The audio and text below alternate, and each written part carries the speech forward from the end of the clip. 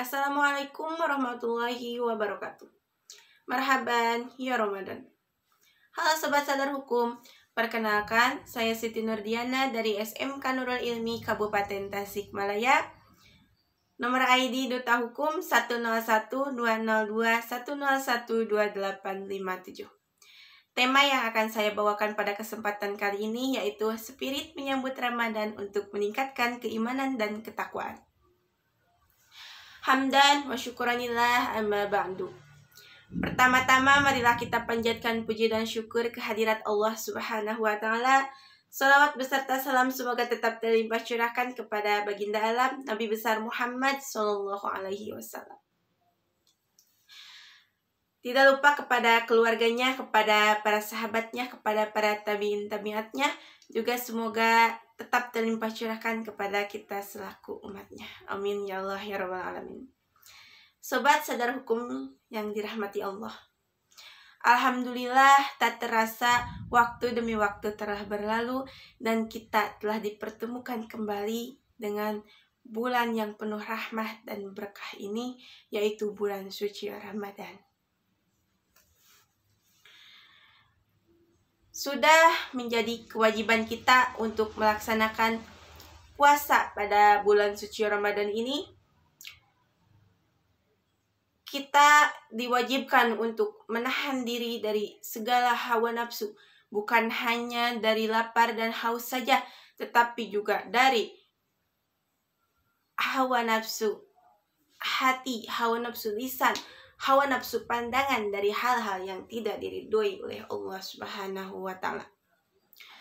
Allah berfirman dalam surah Al-Baqarah ayat 183 yang berbunyi, A'udzubillahi minasyaitonirrajim, Bismillahirrahmanirrahim.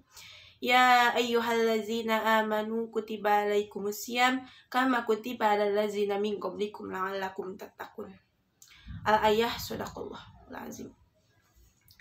Yang artinya, wahai orang-orang yang beriman, diwajibkan atas kamu berpuasa sebagaimana diwajibkan atas orang sebelum kamu agar kamu bertakwa. Jadi Allah Subhanahu wa taala memerintahkan kita untuk melaksanakan puasa pada bulan suci Ramadan ini agar kita menjadi insan yang beriman dan bertakwa kepadanya.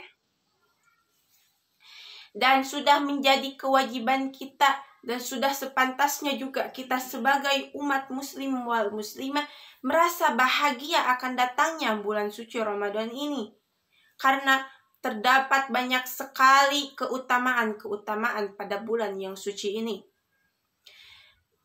Di antaranya yang pertama, kita akan terhindar dari siksa api neraka.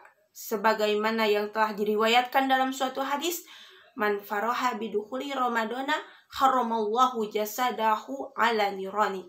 Barang siapa yang bahagia akan datangnya bulan Ramadan, maka Allah akan mengharamkan jasadnya disentuh oleh api neraka.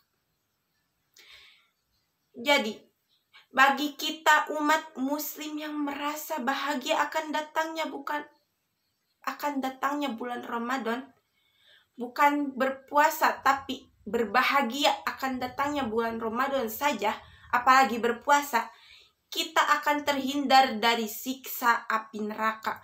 Bahkan jasad kita diharamkan oleh Allah Subhanahu wa taala disentuh oleh api neraka.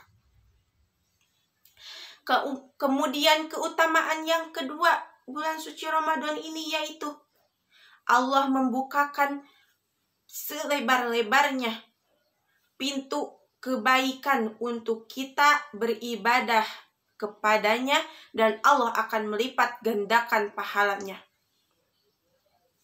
Jadi, apabila kita melaksanakan amal ibadah pada bulan suci Ramadan ini, semua amal perbuatan kita akan diterima oleh Allah Subhanahu wa taala dan akan dilipat gandakan pahalanya oleh Allah Subhanahu wa taala.